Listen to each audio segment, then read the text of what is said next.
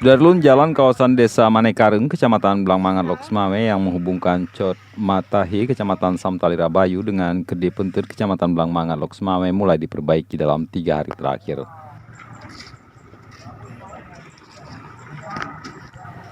Sebelumnya pada Sabtu hingga Minggu 21 hingga 22 Agustus 2021, warga Gampung Manekareng, Kecamatan Blangmangan Loksmawe melakukan aksi tutup jalan dengan cara menanam pohon pisang dan memancing di jalan berlubang yang rusak parah.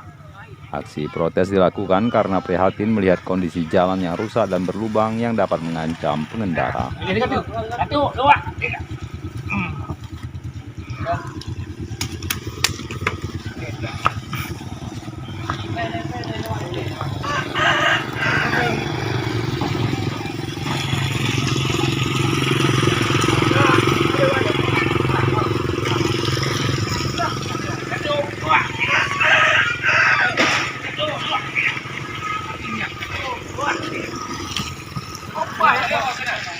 Seorang pemuda Desa Manekareng, Bahtiar Pase, mengatakan pihaknya menggelar aksi karena geram terhadap Pemko Loksmawe yang beberapa waktu lalu belum memperbaiki jalan penghubung Cot Matahi Pentut.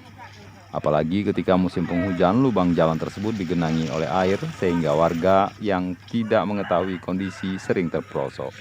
Jalan Bang Pentut, tepatnya di Desa Manekareng, Kecamatan Blangmangan, Kota Loksmawe, sangat memprihatinkan. Dikarenakan rusak parahnya jalan, tidak layak lagi untuk dilintasi oleh kendaraan umum. Oleh sebab itu, dengan adanya aksi, kami menutup jalan, menanam pohon dan memancing di jalanan, supaya mendapatkan respon positif daripada pemerintah Aceh, khususnya pemerintah Kota Loksmawe, agar merenovasi dan mengingat kembali janji-janji manis yang telah diucapkan pada saat kampanye pemilihan. Dikarenakan jalan adalah kebutuhan dasar rakyat. Jika infrastruktur tidak diprioritaskan, untuk apa kami membayar pajak setiap tahunnya? Terima kasih. Tapi kini Pemko Loksmawe telah merespon untuk memperbaiki jalan dengan mengerahkan alat berat di lokasi.